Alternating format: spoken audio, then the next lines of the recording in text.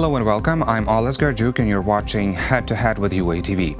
On August 12th, 70 years ago, following the devastation of the Second World War, the Diplomatic Conference of the International Committee of the Red Cross adopted the Geneva Conventions, also known as the Laws of War.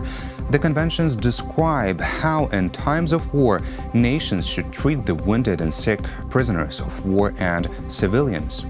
They have been signed by every country in the world. Today, we're going to discuss how relevant are the conventions, first of all, in view of the fact that the war between Russia and Ukraine has been going on for more than 5 years. Joining us in the studio to expand on the topic is Mykola Kapitonenko, Director of the Center for International Studies NGO. So hello and thank you for joining us. Hello. So I briefly explained the audience what are the Geneva Conventions about, and now let's continue about their effectiveness.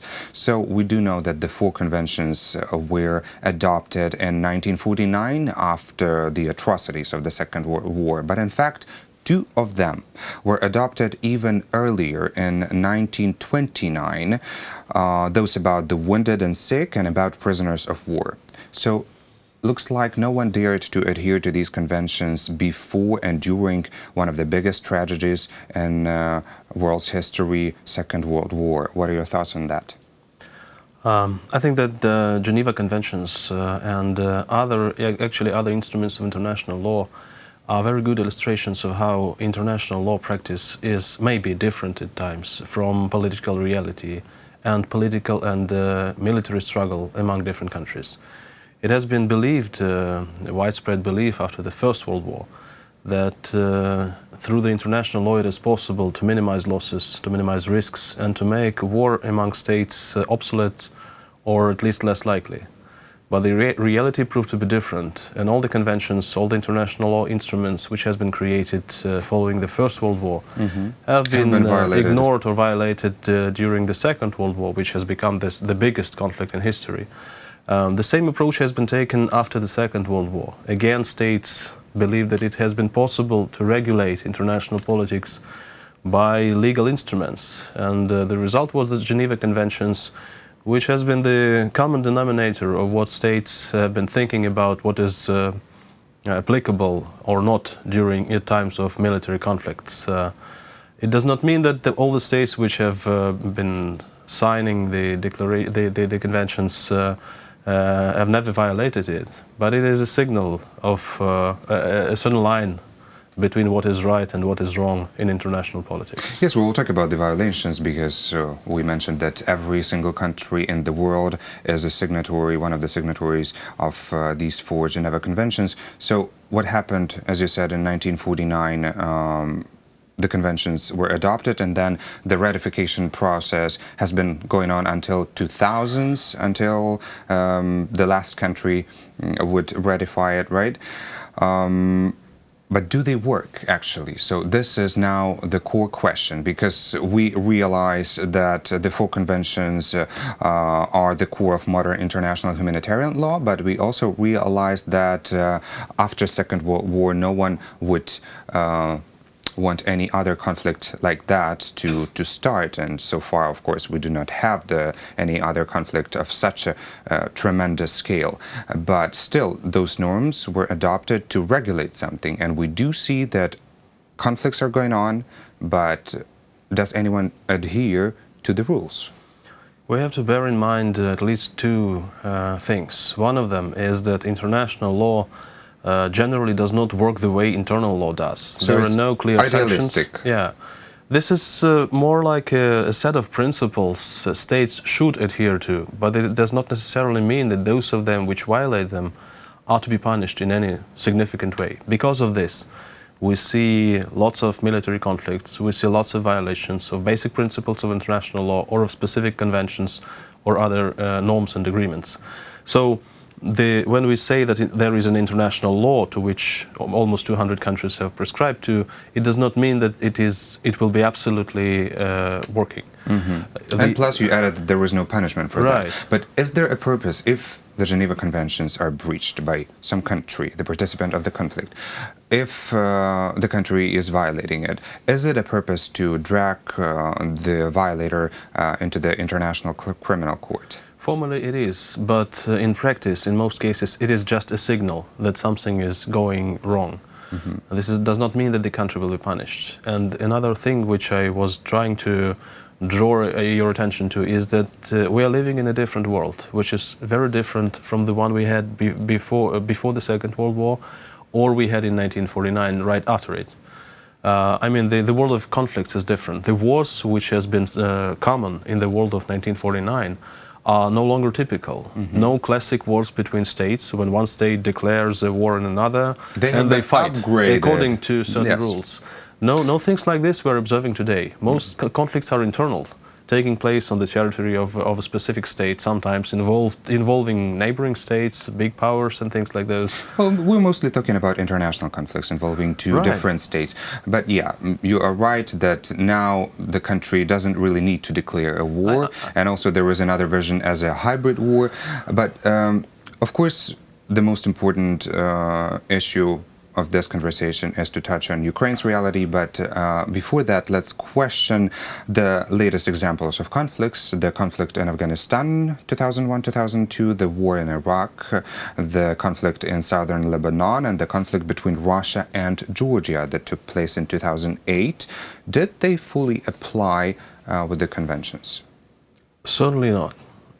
You may add dozens of other conflicts. According to we will continue with Syria, of course. According to CIPLI statistics, we have annually are observing about 25-30 militarized international disputes, which are major conflicts which have a military component. Out of them, only one or two out of them are classic interstate wars between two states. The vast majority of conflicts like this... Which ones are you talking about? I mean, you can recall the India and Pakistani conflict, which is a classical conflict between two states. The Georgian-Russian War of 2008 is also a classical the conflict which involves two states. Although the majority of other conflicts are not looking like this. They are not involving classical interstate struggle. They are asymmetric, hybrid, they are internal. It is very difficult to draw the line between combatants and non-combatants. Actually, what is Geneva Conventions about? Mostly about protecting non-combatants. If you mentioned that the conflict between Russia and Georgia, well, of course, involved two states, as I understand officially. Does it comply with the conventions then? Basically, it is illegal to wage a war against another country. So it is violating international norms and basic principles of international law. As far as I remember, there were cases when rights of non-prisoners have been violated, when military power has been used unproportionally. That means that those actions taken, for instance, by Russia during this conflict, has been violating Geneva Conventions. But this is what I'm trying to draw your attention to, is that this is a different world we are living today. So the conflict between Russia and Georgia is very different in many ways from those conflicts the authors of the convention had in mind, possible conflicts they wanted to prevent or to regulate, because it is taking place in a very different setting. Yes, I understand you. Well, let's continue with other conflicts. In the 8 years of Syria's brutal civil war, the regime's military, backed by Russian forces, has been deliberately targeting civilians and civilian institutions in areas held by armed opposition, and also in Yemen. The Saudi-led coalition has been repeatedly bombing civilian targets, hitting funerals, markets, mosques, and even a school bus. So now I want to touch on a topic, the Convention about the protection of civilians and the Convention about the prisoners of war. What are the core principles of these conventions that should be observed? The basic principle is that the rights of those of non-combatants and of prisoners should be protected. And basically the person, if not participating in war, shouldn't be targeted. Or even the person who has been participating but surrendered has to be treated without any threat to his or her dignity or security. This is what convention is about, but it can certainly not be observed during the large-scale civil wars and conflicts like those, like the one we are observing in Syria, when we are not talking only about selected cases of violation of the convention, but we are talking about mass killings and strategies which on purpose violate the principles which are put into the Geneva Conventions. Mm-hmm.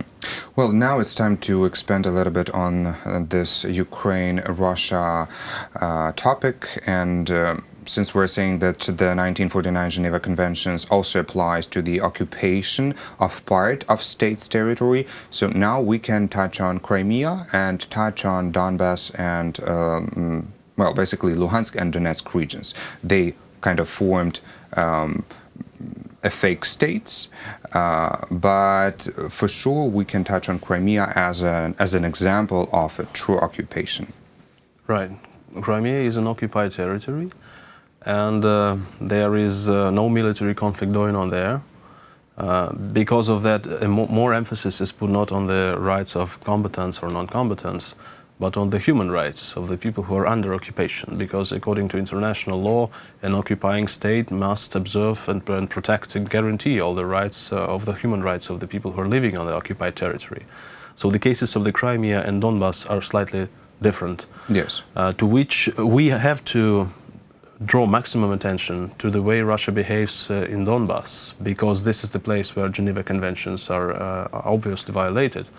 But the key problem for us is certainly to somehow judicially prove that Russia is responsible for everything which is taking place there. We have a long-lasting discussion in Ukraine about how the situation is viewed from the point of view of international law, whether it is an occupied territory or probably Russia has an effective control over those territories, or there is probably some other sort of hybrid situation when Russia is clearly responsible politically, and everybody in Europe and the United States and the world understands that Russia is responsible. Yes, for and the they situation. express their condemnation, but nothing happens. But in a legal sphere, it is pretty difficult to convert this.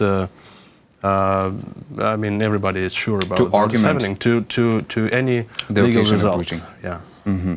So, how would you evaluate the Ukraine's efforts nowadays to defend itself in international courts? Because we do know that there are numerous cases already filed against Russia. I can't even count all of them, and we do know that every other case has its own progress, so we cannot just focus on every single one because we are running out of time. But how do you evaluate Ukraine's efforts now?